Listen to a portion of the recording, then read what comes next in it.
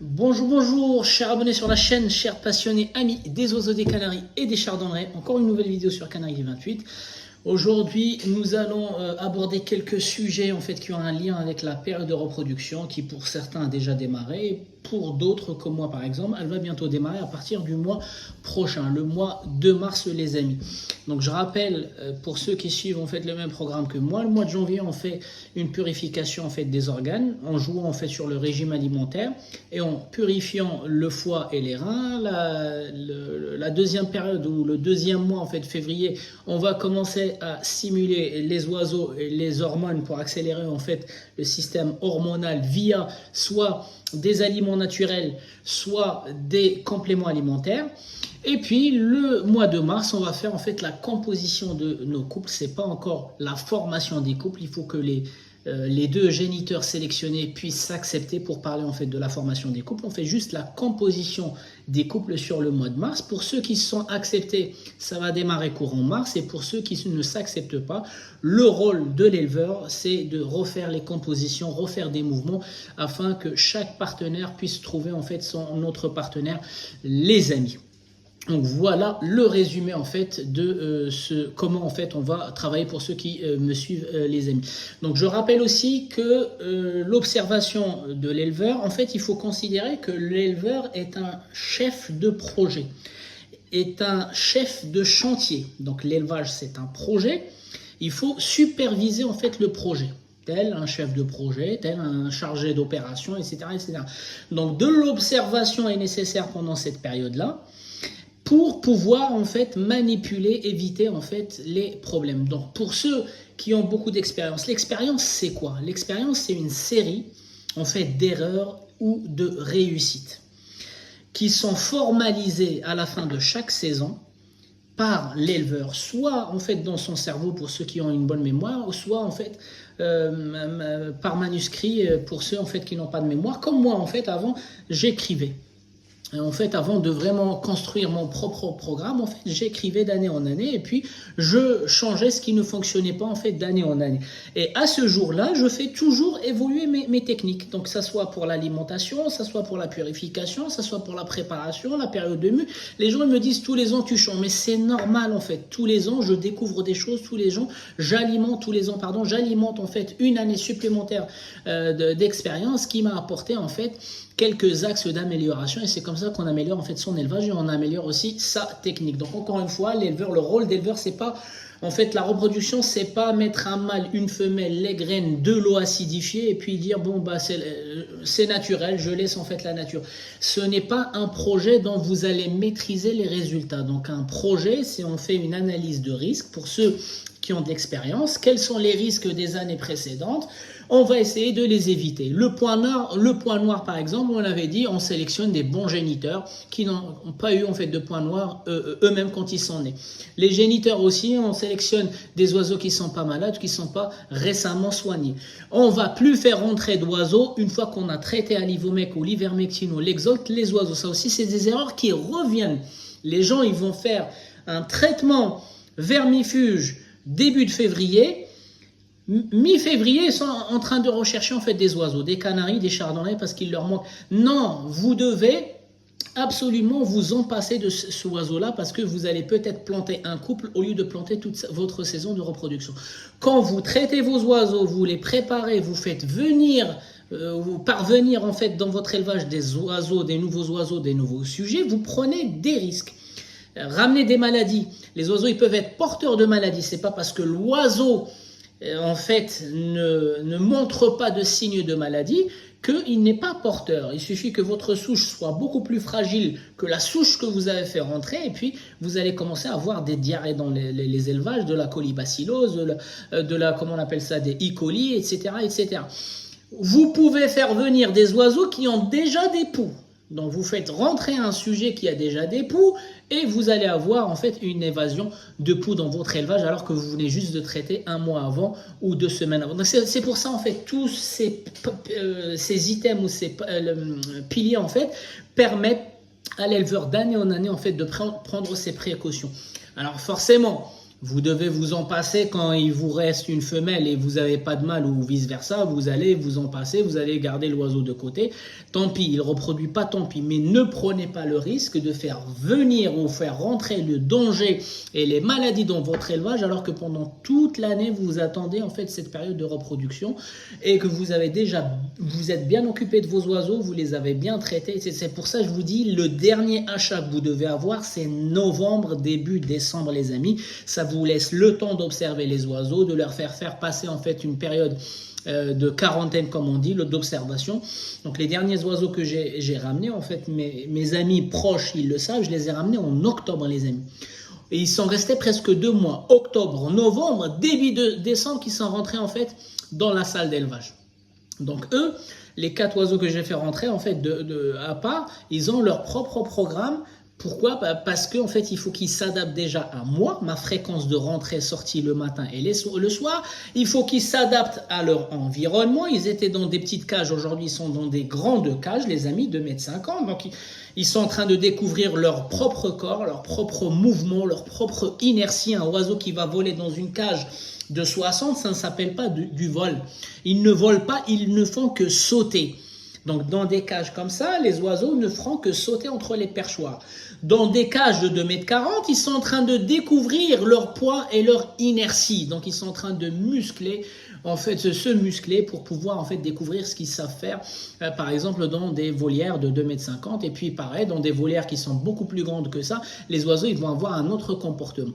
D'accord? Et donc du coup c'est pareil, ils vont s'habituer à l'éclairage, le type d'éclairage, ceux qui utilisent le halogène, ceux qui vont utiliser le LED, ceux qui utilisent la lumière naturelle, ils vont aussi s'adapter, leur horloge biologique, il lui faudra du temps pour s'adapter aux changements, variations en fait, soit provoquées par l'éleveur, soit par le dimmer, soit de la nature, etc.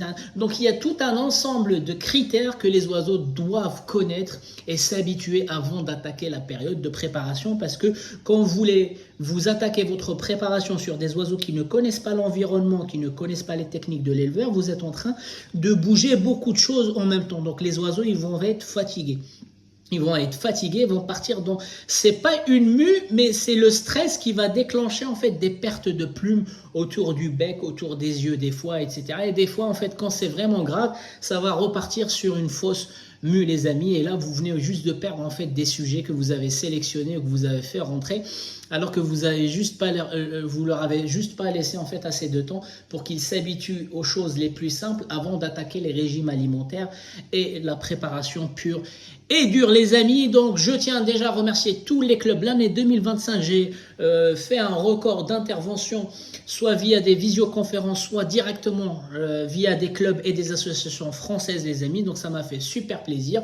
J'espère que l'année 2026, elle sera riche en échanges, en rencontres et surtout en réunions techniques avec les clubs de la même façon. Donc ça m'a aussi appris en fait à, comment dirais-je, pas remettre en question, mais améliorer ma communication par exemple, ou améliorer tout simplement la qualité des vidéos, la qualité des informations et du contenu sur cette chaîne-là. Donc c'est pour ça, moi je suis toujours intéressé par rencontrer l'audience en fait qui regarde cette chaîne-là, parce que c'est pour ça que je vous ai toujours demandé des commentaires. Ça me permet en fait, via les commentaires déjà, je rencontre des gens. Donc le jour où on se croise, je suis telle ou telle personne. Comme vous mettez des commentaires régulièrement, je reconnais vite la personne.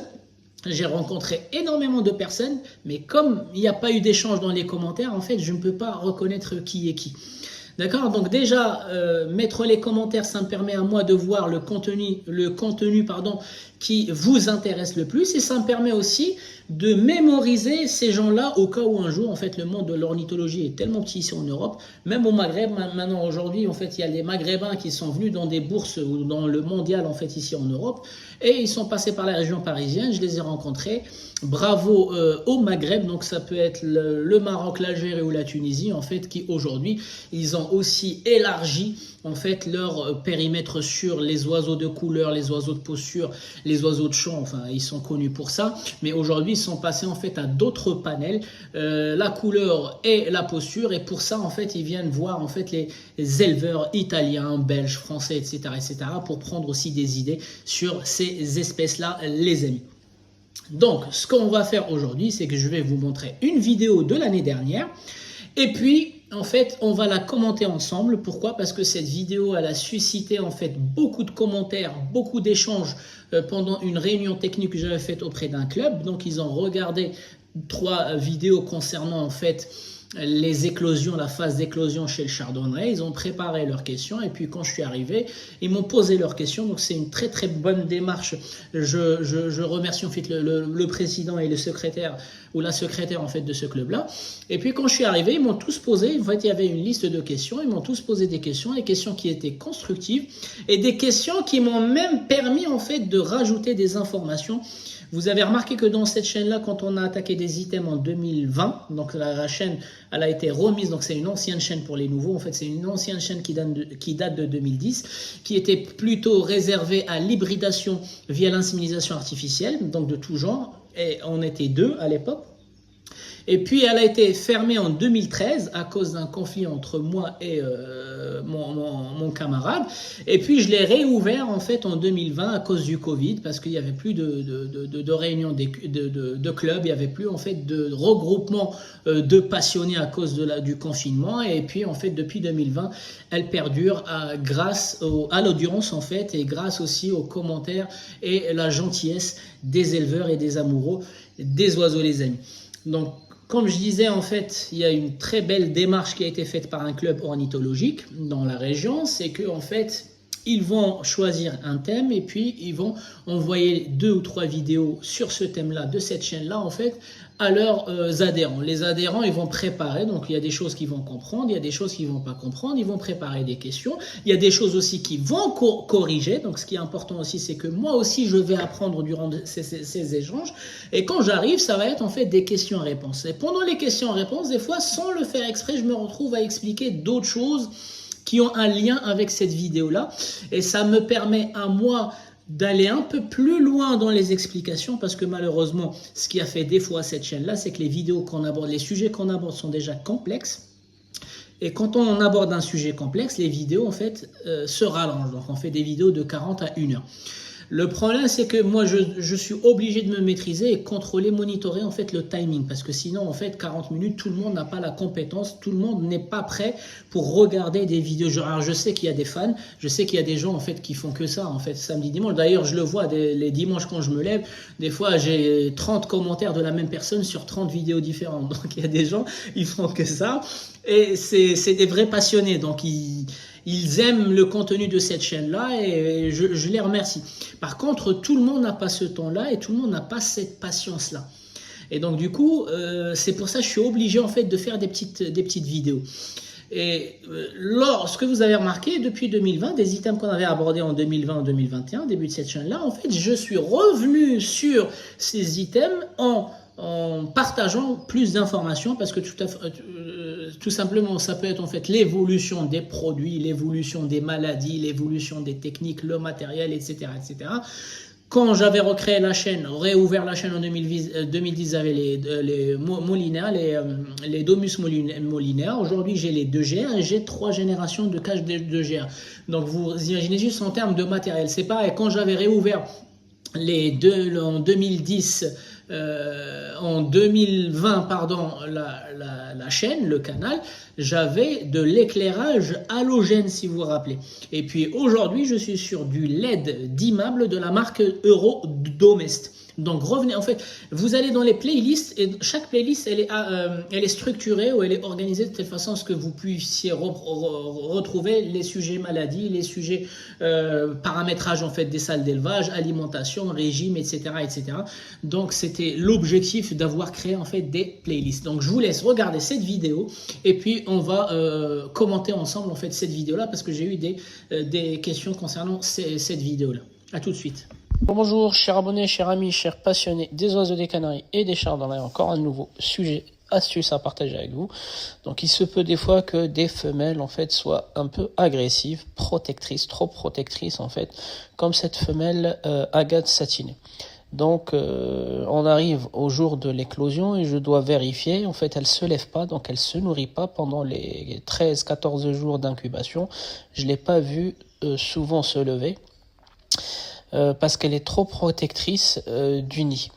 Donc du coup, le risque de ces femelles-là, c'est qu'elles puissent écraser en fait les jeunes le jour de l'éclosion. Ça veut dire en fait, elles se rendent même pas compte que elles ont des jeunes. Elles pensent avoir toujours des œufs et puis voilà. Donc là, je me suis rendu compte qu'il y avait un qui est sorti et là j'ai eu de la chance, il n'est pas écrasé parce qu'il y a encore des œufs. À savoir qu'elle peut pas l'écraser parce qu'elle peut pas descendre plus bas que la hauteur des œufs et c'est ce qui permet aux jeunes.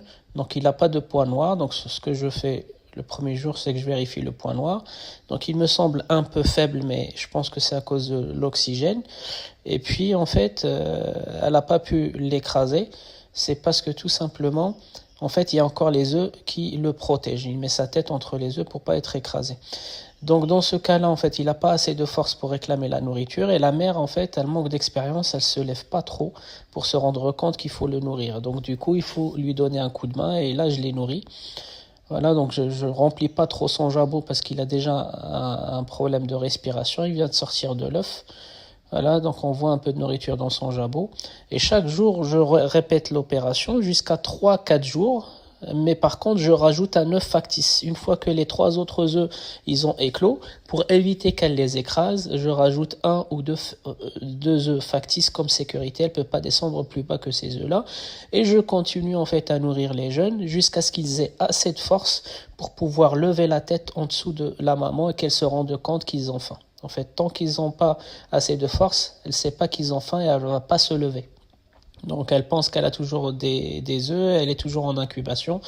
Et voilà, donc une combinaison de mutations comme ça, en fait, des fois, en fait, soit ils s'occupent pas du tout de leurs jeunes, ou soit ils s'occupent après mal. 5 jours, donc la mère, le père il s'en occupe pas trop, mais la mère, elle va aller manger la pâtée. Et puis, elle vient les nourrir. Et là, ils sont beaucoup plus... ils réclament beaucoup plus facilement. Vous voyez, leur jabot, il est bien plein.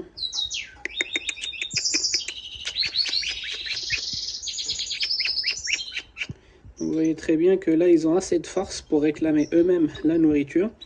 Et puis, l'œuf plastique que j'avais mis pour éviter que la maman les écrase, maintenant, je le garde comme sécurité. On ne sait jamais. Parce qu'elle ne peut pas les écraser à hauteur de l'œuf, en fait. Voilà, donc ça sera des agates comme le père, des agates et une femelle satinée, je pense, parce que le mâle est porteur de agates satinées.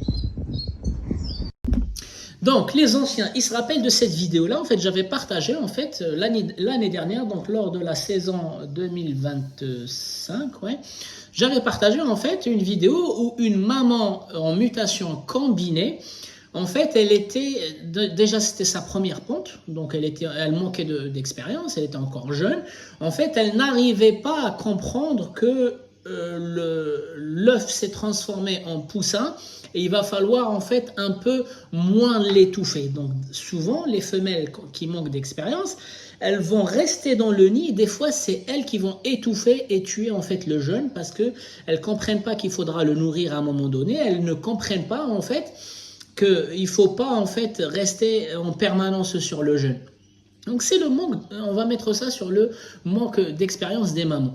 Donc pour ça, il fallait toujours, comme je l'ai expliqué, quand vous êtes devant un cas de femelle qui manque d'expérience, une fois que vous avez eu vos éclosions, et ceux qui suivent les techniques des œufs factices, les éclosions, elles ne vont pas avoir un écart de plus de 2 jours. Ça veut dire le plus tard, c'est le lendemain. Pourquoi? Parce que vous avez le triangulaire, la règle triangulaire, le déphasage, pour éviter en fait le déphasage. Donc on a expliqué toutes ces techniques-là.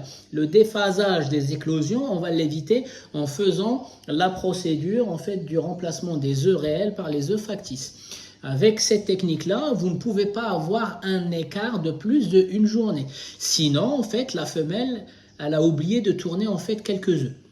Donc en faisant ça, Une fois que vous avez les éclosions, vous allez placer des œufs factices. Pourquoi les œufs factices? Ça évite que la maman écrase en fait les jeunes, parce que en fait les gens qui travaillent comme moi avec des jeunes mâles et femelles qui n'ont jamais reproduit, on est tous les ans confrontés à ce genre de risque en fait. On est conscient de ces risques-là, donc c'est pour ça le plan d'action de ce risque-là, c'est placer tout de suite après éclosion en fait des œufs factices. Et des fois même quand j'ai un ou deux œufs seulement, en fait je place les œufs factices avant même comment on appelle ça, l'éclosion. Donc ça permet à la femelle de ne pas écraser les jeunes, et la femelle elle stresse en fait, elle manque d'expérience. Pendant 13 jours elle avait quelque chose qui ne bougeait pas en dessous d'elle, et puis du jour au lendemain il y a quelque chose qui bouge. Il y a même des femelles qui vont aller tuer les jeunes parce qu'elles ne comprennent pas qu'est-ce qui bouge en dessous d'elles. Il faut du temps.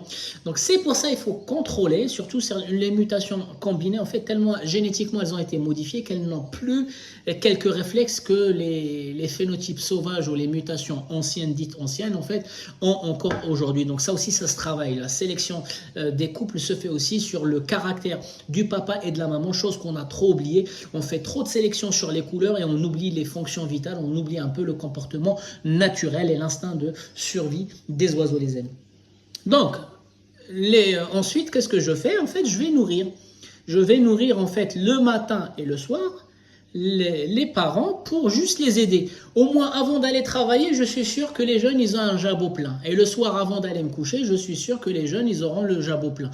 Par contre, je ne vais pas nourrir en plein milieu de la journée, je laisse les parents s'en occuper. Soit les parents chardonneraient, si les parents y nourrissent, soit les parents canaries, les parents de support, qui sont les parents canaries. Oui, et oui, en fait, je donne une seringue le matin avant d'aller travailler et le soir avant d'aller me coucher pour être sûr que les jeunes ne vont pas mourir de faim. Ce qui peut arriver, c'est qu'on perd quand même les jeunes, et dans ce cas-là, au moins ils ne sont pas morts de faim, ils sont morts de autre chose. Peut-être que le papa il les a agressés, peut-être que la maman elle les a jetés, etc. etc. les amis. Donc vous voyez, en fait, ça va m'aider plus tard si jamais j'ai un problème avec les jeunes, je sais au moins que c'est pas la faim qui les a tués, mais c'est un autre axe que je dois trouver et je dois observer pour cela. Donc maintenant, dans d'autres vidéos, donc malheureusement les 3 vidéos qui ont été sélectionnées par le club envoyées en fait aux adhérents, et elles étaient un peu contradictoires. Donc dans une vidéo, je suis en train de nourrir les oiseaux qui viennent juste de naître, et dans une autre vidéo, j'étais en train de vous expliquer que les oiseaux quand ils naissent, ils n'ont pas besoin d'être nourris. Donc les 2 vidéos, elles avaient en fait un message différent. Encore une fois, dans l'hymne national français, on dit souvent qu'un sang impur abreuve nos sillons. Est-ce que c'est pour autant que la nation ou la patrie française, en fait, elle était méchante ou elle était dure, etc. Ben non, en fait, c'était dans un contexte de se protéger contre l'ennemi. Et donc c'est pareil, en fait, il faut toujours comprendre le contexte avant de juger en fait un contenu. Donc dans une vidéo, j'étais en train de nourrir les jeunes, mais le message c'était les femelles qui écrasent les jeunes, donc c'était l'emplacement des œufs factices.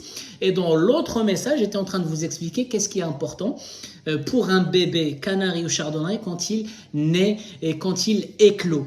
Donc oui, j'ai fait 2 choses différentes. D'un côté, je vous dis il ne faut pas nourrir, de l'autre côté, mais ce sont 2 couples différents et j'avais 2 cas différents. Et donc du coup, la question qui a été posée, elle est juste, moi je comprends, en fait, il n'y a aucun problème. Quelle est la vraie version?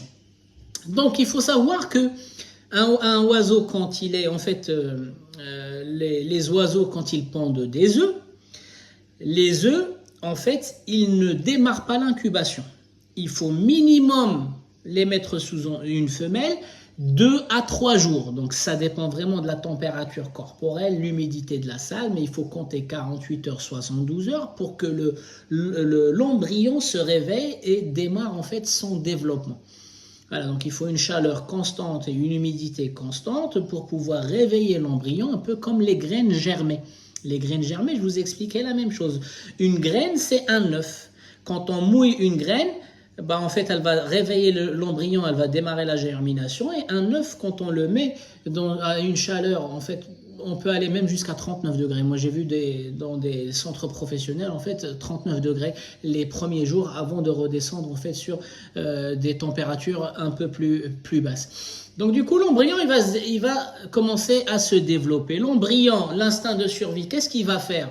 L'embryon, il a besoin de quoi?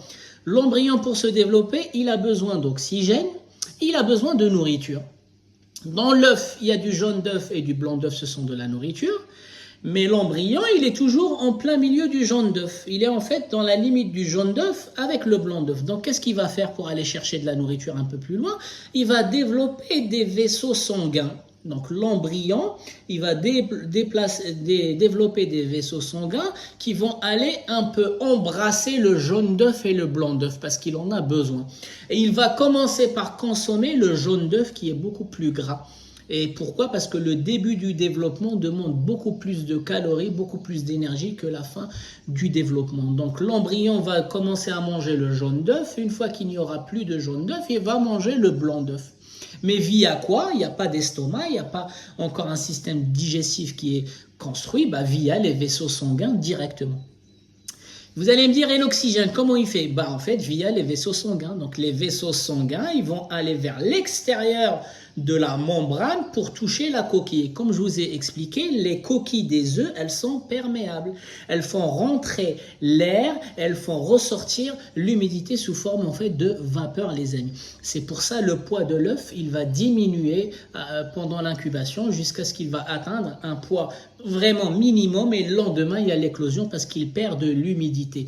L'œuf doit se débarrasser de l'humidité à travers la membrane et la coquille. Si vous regardez la coquille d'un œuf sous microscope, vous allez voir en fait, elle est un peu comme les roches lunes des aquariums, les roches avec des trous un peu partout. Et c'est fait exprès parce que l'air peut passer dans les deux sens et l'eau elle aussi elle peut passer dans les deux sens. Donc les vaisseaux sanguins, quand ils vont toucher en fait la paroi de l'oxygène, comment on appelle ça, la coquille, ils vont expulser le dioxyde de carbone et ils vont aspirer en fait l'oxygène. Et c'est comme ça que l'embryon va se nourrir et il va respirer jusqu'au 13e jour de l'incubation. Une fois qu'il sort de l'œuf via le diamant ou ce qu'on appelle en fait la dent, en fait les oiseaux ils vont naître avec une espèce de diamant au bout du bec en fait qui va leur permettre de découper un peu la coquille, de percer la coquille, percer la membrane. Et ils vont la perdre le lendemain. Le lendemain, il n'y a plus de diamant. Donc vous allez regarder, il y a toujours comment on appelle ça, un bout de bec vraiment pointu qui va servir uniquement à cette étape, c'est-à-dire percer la membrane et découper la coquille pour pouvoir sortir. Une fois qu'ils sortent, ils ont des poumons, un système respiratoire et un système digestif. Donc la priorité des oiseaux, c'est bien d'apprendre à respirer via les poumons, parce qu'avant ils respiraient via les vaisseaux sanguins, et d'apprendre aussi à manger et utiliser leur système digestif via le système digestif, parce qu'avant, pendant l'incubation, c'était via les vaisseaux sanguins. Donc c'est la priorité des oiseaux quand ils sortent, c'est respirer. Ils ont un système respiratoire le plus sophistiqué chez les animaux pour la simple raison que les oiseaux volent. Donc ils sont équipés des sacs aériens et une ventilation beaucoup plus complexe que chez les mammifères avec un diaphragme, avec un autre diaphragme. Et l'oisillon, il faut surtout qu'il sache contenir sa température. Il faut qu'il sache manager sa température parce que la température et la respiration sont beaucoup plus importants que la nourriture pendant les 48 heures, les 2 premiers jours. Pourquoi? Parce que le blanc d'œuf qui restait dans la coquille, il est toujours dans son estomac. En fait, il reste un peu de blanc d'œuf à la fin de l'incubation qui rentre dans l'estomac directement. Par contre, le nourrissage des parents, il a son rôle. Pourquoi le nourrissage des parents, il a son rôle? Les parents, quand ils vont nourrir pour la première fois un oisillon, ils vont activer son système immunitaire. Ça veut dire quoi? Il a un système qui est tout neuf, le système digestif. Pour le moment, il ne l'a jamais utilisé. Il est vierge. Il n'y a aucune flore intestinale dans son système digestif. Il n'a jamais mangé via le système digestif, il a toujours mangé via les vaisseaux sanguins. Quand les parents vont lui donner la béquille pour la première fois, dans la béquille, il y a des bactéries, il y a des enzymes, il y a le lait de jabot. Le lait de jabot, il va protéger un peu, il va en fait lubrifier un peu son système digestif. Et en même temps, il va lui donner quelques enzymes et quelques bonnes bactéries et mauvaises bactéries. Et pourquoi mauvaises bactéries? La nature, elle est bien faite. Chez les oiseaux, on a beau aller blanchir, il y a toujours en fait des petites populations de mauvaises bactéries. Mais la nature, elle est bien faite. Ces mauvaises bactéries qui sont régurgitées via les parents dans le système digestif des petits, c'est ce qui va activer le système immunitaire qui n'a jamais fonctionné. Mais il n'a jamais fonctionné parce qu'il était dans l'œuf en fait, et il était faible. Donc ces bactéries qui sont détectées dans le système, dans le corps du petit oisillon, vont alerter le système immunitaire qui lui-même, il va commencer à se développer, il va commencer à construire ses soldats, il va commencer à défendre le corps. Et c'est comme ça en fait que l'oiseau va développer d'un côté son système respiratoire les premiers jours, son système digestif, et système respiratoire, digestif et surtout le management en fait de sa température. Donc vous avez bien remarqué que les 3 ou les 4 premiers jours de la naissance, les jeunes, c'est là où ils ont une vitesse de développement. Et une fois qu'ils ont atteint les 4-5 jours, en fait, ils vont se développer un peu moins rapidement. Mais les 4 premiers jours sont très importants chez les jeunes. Donc pour ma part, oui, je vous ai expliqué que au début, en fait, c'est pas une priorité. Nourrir les jeunes, c'est pas une priorité. Mais ça dépend des parents que vous avez. Si vous avez des parents ordinaires, normaux, en fait, qui font le job, ils sont de bons parents, il n'y a pas besoin de les nourrir. Sauf que moi, en fait, cette maman-là, elle était déjà en mutation combinée, donc elle-même, elle est fragile. Elle était jaune, elle était agate satinée, elle était tête blanche, donc jaune, une mutation, agate satinée, une mutation, tête blanche, 2 mutations, et elle était panachée, 5 mutations. Donc elle-même, elle était jeune, elle était fragile avec ses sœurs en 2024 quand je les ai eues. Donc forcément, je sais que cette maman, mais je lui ai quand même donné la chance de faire sa propre incubation et de nourrir ses propres jeunes. Donc au début, elle ne comprenait pas qu'est-ce qui s'est passé, mais comme j'ai aidé les jeunes pendant les 4 premiers jours où ils ont grandi, c'est eux qui pilotaient en fait leur maman. Ils n'avaient pas assez de force pour la pousser par en dessous pour qu'elle se lève pour aller chercher à manger. En fait, au bout de 4 jours, ils ont triplé de volume et c'est eux qui la poussaient par en dessous pour qu'elles comprennent qu'ils ont faim et que je vais aller leur... Donc voilà, donc je les ai aidés juste au début, le temps qu'ils grandissent pendant les 4 premiers jours. Après, ils ont assez de force pour en fait communiquer avec leur maman et surtout en fait pour la déranger pour qu'elle puisse se lever parce qu'il fait trop chaud, parce que etc.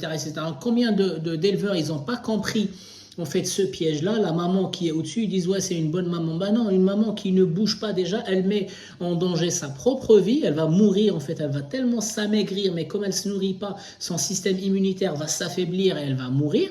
Et combien d'éleveurs ils ont perdu une maman qui couvre les œufs, qui couvre les jeunes, c'est pas normal. Et deuxièmement, elle va étouffer et affamer les jeunes parce qu'elle ne comprend pas en fait qu'ils sont pas assez forts pour la piquer par en dessous. Donc au bout de 4 jours, l'oiseau, il s'est relevé sa tête, paf, elle va en fait se sentir dérangée par en dessous, elle va aller chercher à manger et venir en fait les nourrir. C'est comme ça qu'on apprend aux jeunes mamans en fait comment s'occuper des jeunes. Donc vous avez bien vu que c'était une mutation combinée de 5 mutations et qui a quand même nourri et incubé en fait ses propres œufs. Donc il ne faut pas juger, il faut donner à chaque animal sa chance. Et puis je vous ai expliqué pourquoi d'un côté je vous disais en fait qu'il ne faut pas nourrir les premiers jours, ça ne sert à rien, mais ça dépend des parents. Et d'un côté j'ai nourri en fait parce que je sais que cette mère en fait elle manquait d'expérience et si je la laisse comme ça elle risque de se tuer, elle risque de tuer les jeunes. Je suis obligé de la faire lever un peu, sécuriser avec des œufs factices et puis nourrir le matin et le soir les jeunes jusqu'au 4e jour parce qu'au-delà du 4e jour il n'y a plus ce risque là, elle ne peut pas étouffer les jeunes parce que en fait leur tête elle est tellement grande qu'elle peut sortir sur les côtés en fait sur la couronne en dessous en fait des parents. Donc voilà en fait en ce qui concerne cette vidéo là. Donc moi j'ai trouvé cette démarche super cool de la part de ce club là.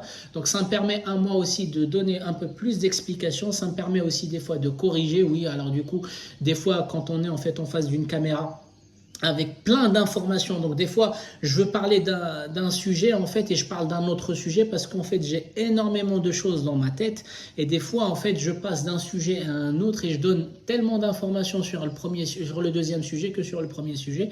Malheureusement, c'est parce que j'aime partager, j'aime en fait donner un maximum d'informations aux éleveurs, parce que j'aime cette passion-là, les amis. J'ai aussi des choses à corriger, je dois encore apprendre des choses, les amis. Pour ça, je compte sur vous, je compte sur vos commentaires. Les amis, c'était Canari du 28. Je vous souhaite un bon visionnage et je vous dis à la prochaine vidéo.